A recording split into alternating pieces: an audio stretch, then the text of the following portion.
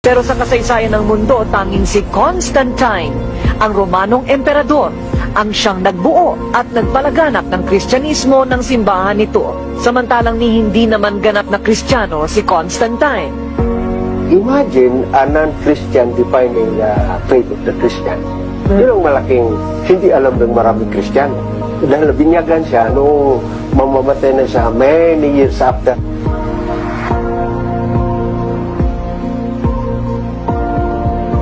Ang apat na Gospels ni na Mateo, Marcos, Lucas at Juan ay hindi lamang ang mga librong naglalaman ng buhay ni Kristo sa mundong ibabaw. Mahigit daw sa 277 libro ang sadya umanong hindi isinama sa Biblia. So, hindi lang naisama sa opisyal na bersyon ng Biblia.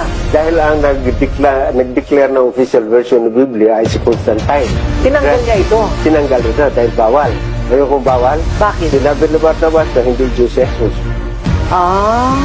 Sino ang nag-define na Diyos Jesus? Hindi naman si Jesus, si Constantine.